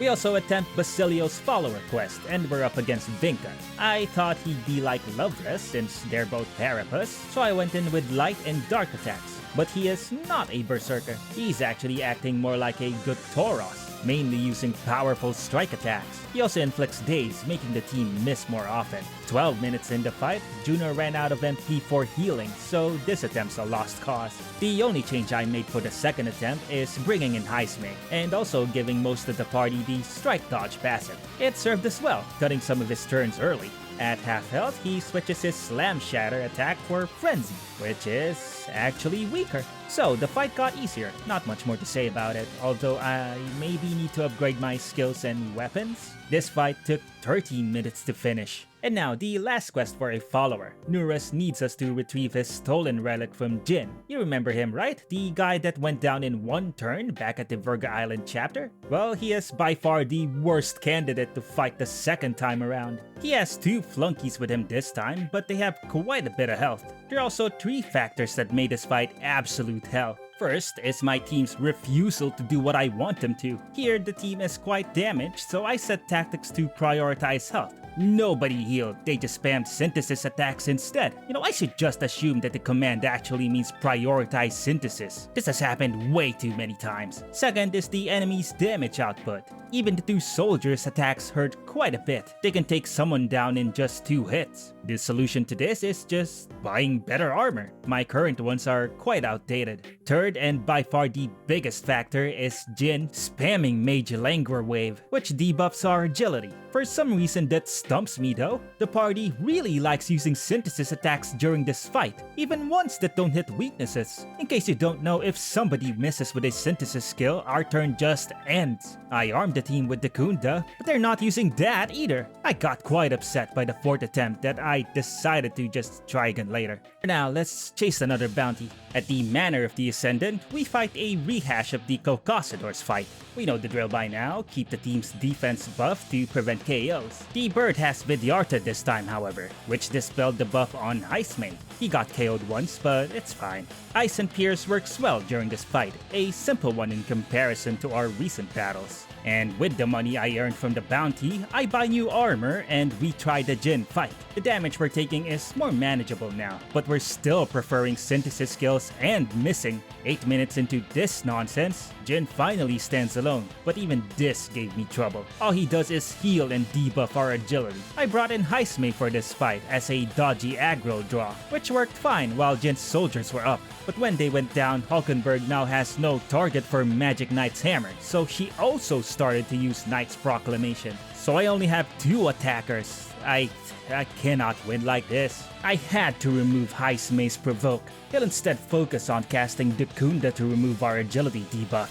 Once we manage to drop Jin below 50% and keep him there, he's casting Mage Languor Wave less. So again, the latter fight is actually more manageable. Gallica also must have been pissed. On the last turn, she gave us 2 extra icons, exactly what we needed to finish Jin off. And I am so glad that's over. Now we can move on to the last bounty. It's a 2-round fight against first cultists and later on a human. The first round constantly summons more cultist minions, but they fall quickly because of their numerous weaknesses and our higher overall damage. It's an easy fight, but I do not know why Yufa's summoning Tor. Her target's not weak to lightning. Now on to round 2, which is against a Homo Sondro, a flea thingy stuck in a knight's helmet. It's a funny design, but I actually kinda like it. The only complication in this battle is again coming from Yufa the Summoner. She refuses to heal the party and is instead exploiting the boss's strike weakness with her staff. This one's not funny. With the boss buffing its defense and I not bringing the Kaja, the fight took a while. Basilio's there to strike at the boss's weakness, being the main damage dealer once again.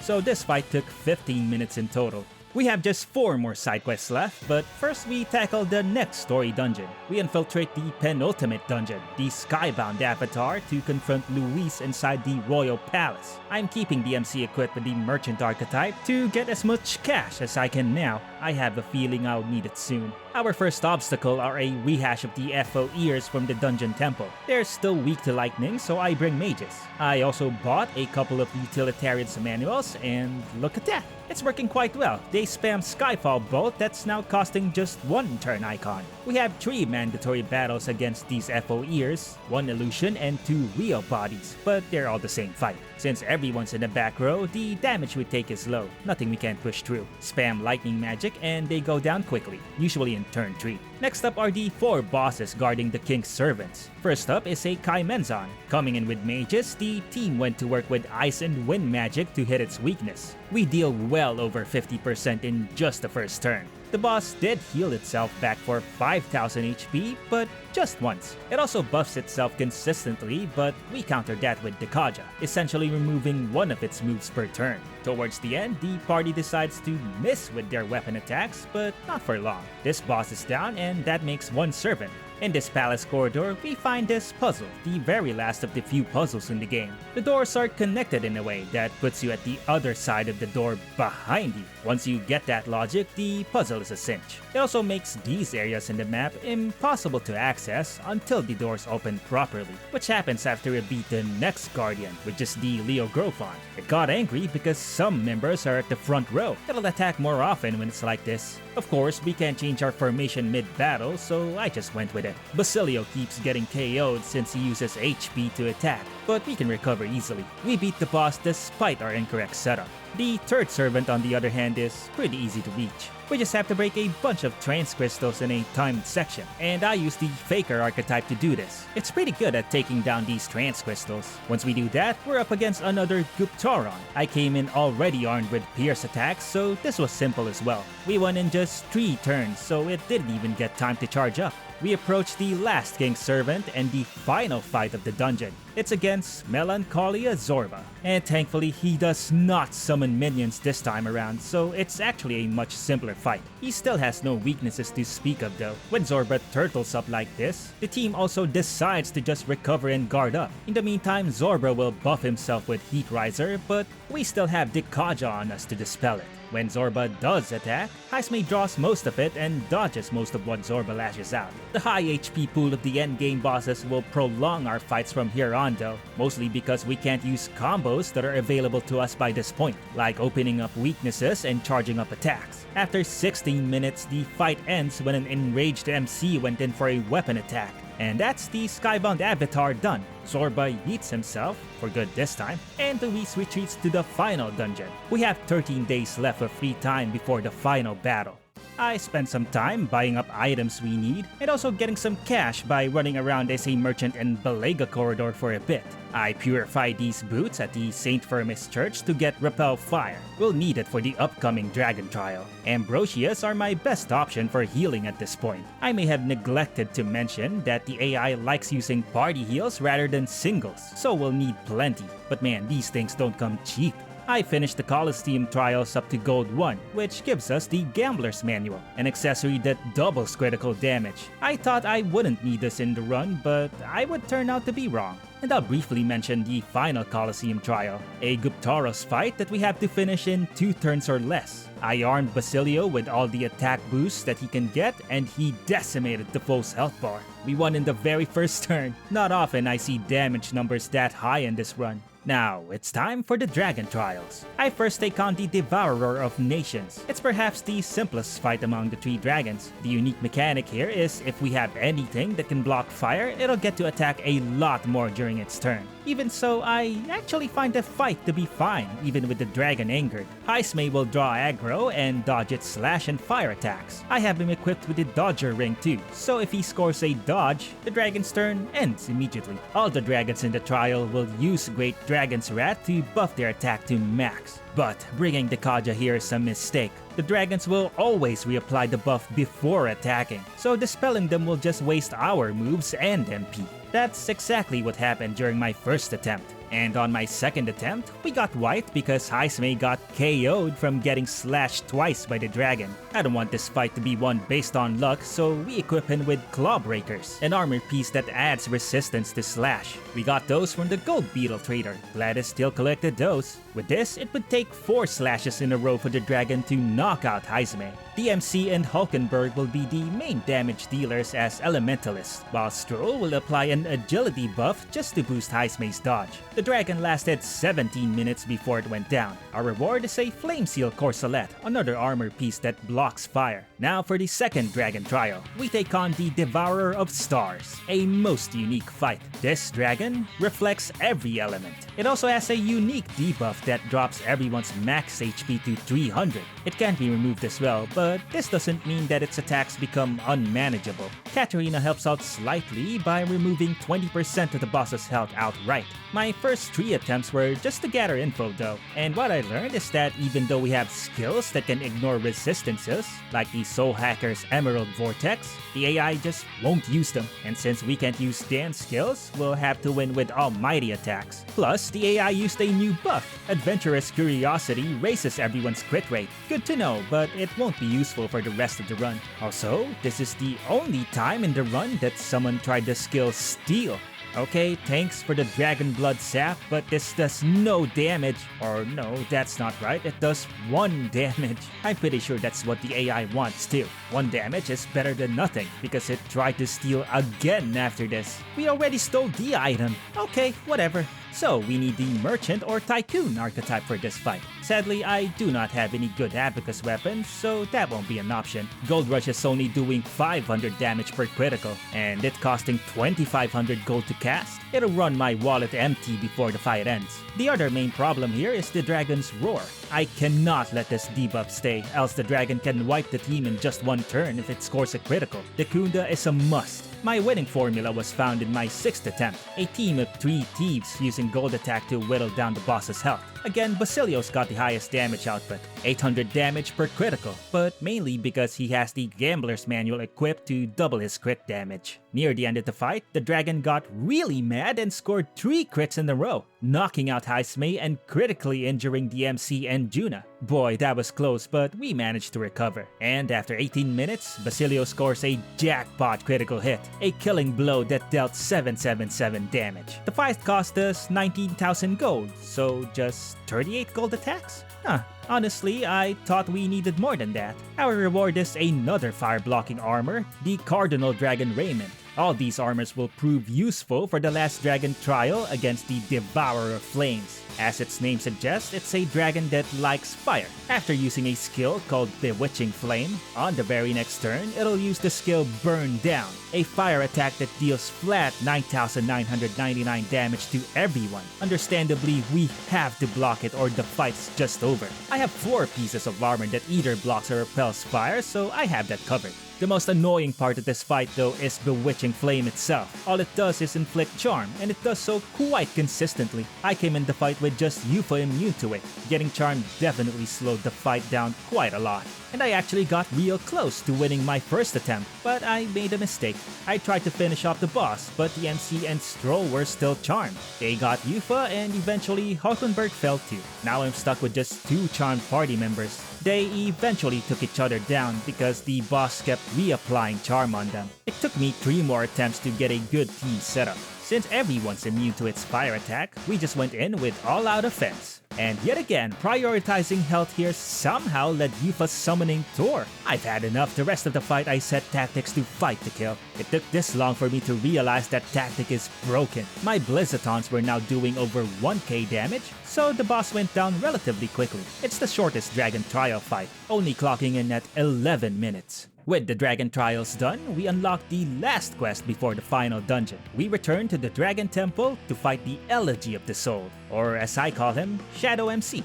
And this thing is just nuts. He cycles through 8 archetypes that all have different skill sets, and it's pretty much impossible for me to plan against all of them. He could open new weaknesses with Mass Dancer skills, or just crush me with Warrior and Berserker. We're also presented with limitations present only in this fight. First, when it shifts to the Thief archetype, it uses Quick Change Arts, which erects a physical blocking barrier. The AI will never use Slash, Pierce, and Strike attacks while that thing's up. We also can't dispel it in any way. Tetrabreak Lament won't work because it's a block buff, not reflect. So we can rely on physical skills. The other factor is the time limit. I didn't know this in my first playthrough, but if the fight lasts long enough, Shadow MC will just end it outright by spamming Armageddon's final sire. We have just 3 cycles, 24 turns to end the fight. As it shifts through its numerous archetype skill sets, it will apply numerous buffs and debuffs, so we have to deal with those as well. My high damage mage setup was not nearly enough. I only managed to drop it to 60% of its health in my 24 turns. We need to do damage and do it fast. The only way I think I can win is with money.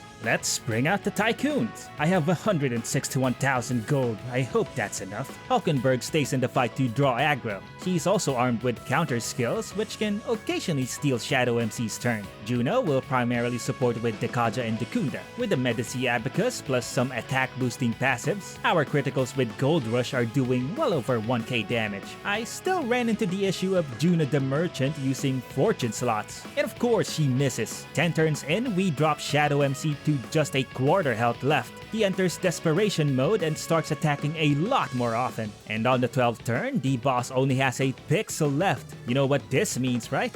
You guessed it, the AI decides to use fortune slots. Feels bad, man. Feels real bad. Once the second turn of the Prince attack rolled in, the fight was over. I couldn't recover from having 3 members knocked out. I was so close. On my next attempt, I could only think of one adjustment. Add a fire resistance to Juna. I don't know if it helped. And thankfully this time, the AI decided not to gamble on the boss's last pixel. In total, our repeated gold rushes cost us 130,000 gold. But no matter, we won at last. A sense of relief, but also anxiety was brewing in me afterwards, because I finally made it. Up next is the final dungeon. I spend a few moments preparing, buying all the ambrosias I can because we can't get any more once we depart. Don't forget to gather the last bit of mag from the Coronation Rock too.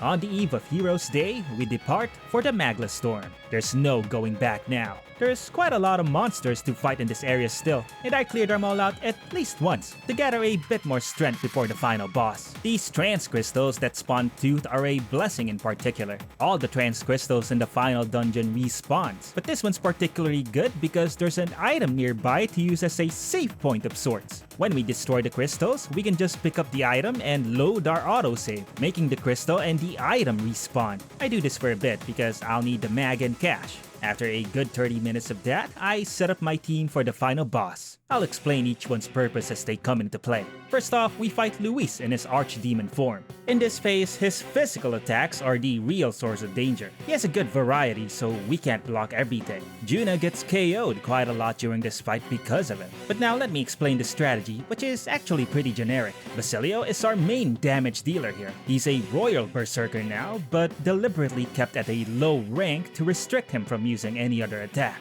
All he'll do is spam wanton destruction. The first hit will give Luis a strike weakness and he'll just do it again. Hulkenberg is the ever important tank and aggro draw. She has Omni counter and is equipped with the Lance of Judgment, so she'll often reflect attacks. The damage is negligible, but the main point is to occasionally cut Luis's turns early. She's also got Rejuvenate 3, a passive that restores 6 MP per turn. It'll matter in the next fight.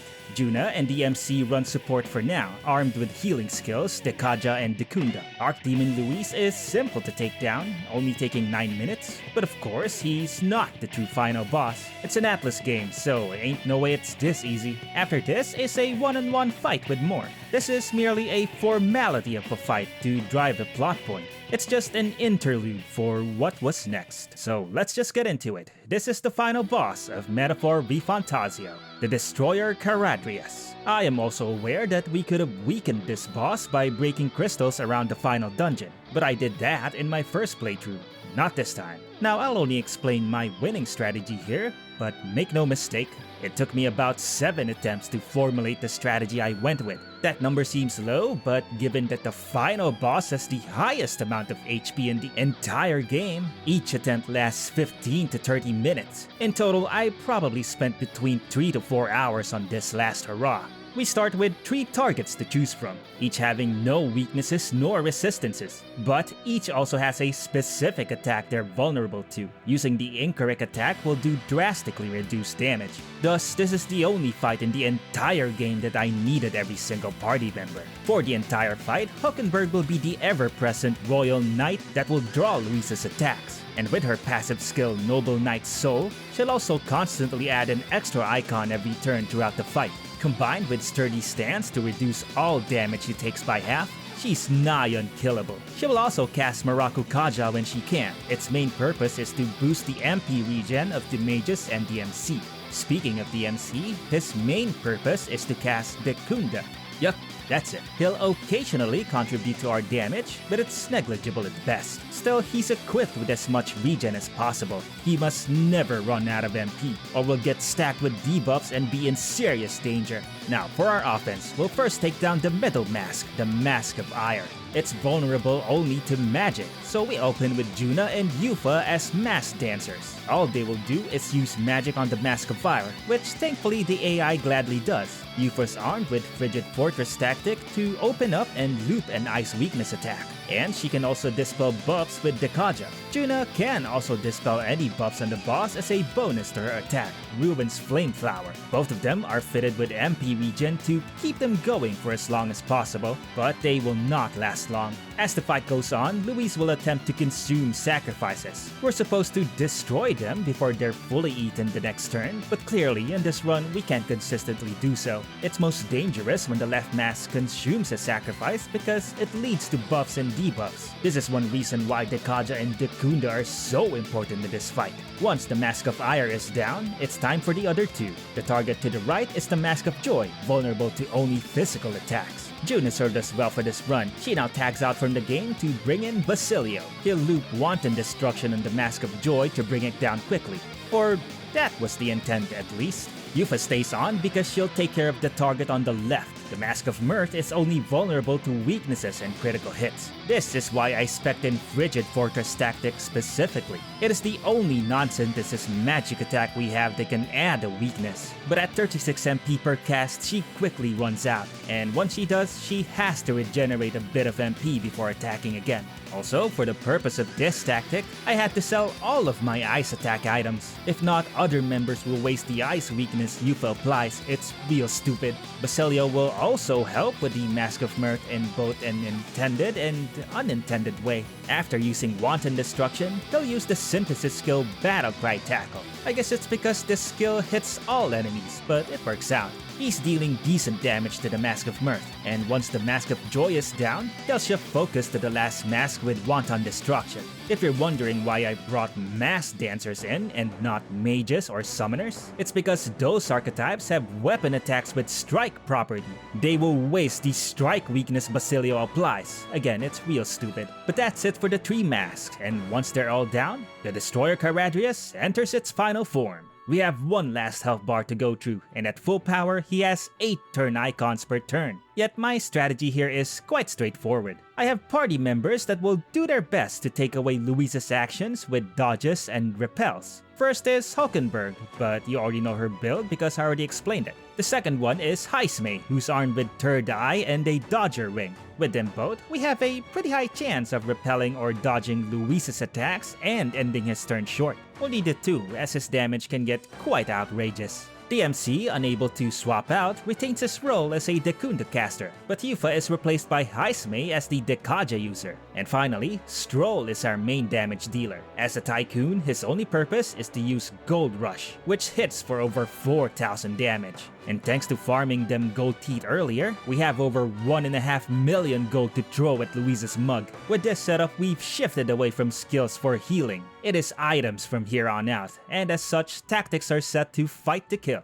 Everyone's in the back row to mitigate Louisa's damage further. Believe me, I tried to bring in the front row guy Basilio, and the moment I did, we got decimated. Even so, we're not invincible. Our defenses can be broken by Louisa's A Tribe Condemned. If it insta-kills Hulkenberg or Heismay, we could be in trouble. Even so, I refuse to switch anybody out. We press on for a total of 27 minutes, slowly but surely whittling away at Louisa's health while withstanding his onslaught. And as Louisa's health drops to a pixel, Well, you know what? I'll just let you watch it. This is the final turn of the run. Hulkenberg's moving slower. Right on target. Nice one, Stroll. Captain, they've slowed you down. Tough one. Pass through them. Hulkenberg, hold yourself together. Out of my way! Formidable indeed. Stroll, your The speed's magic down. seeds.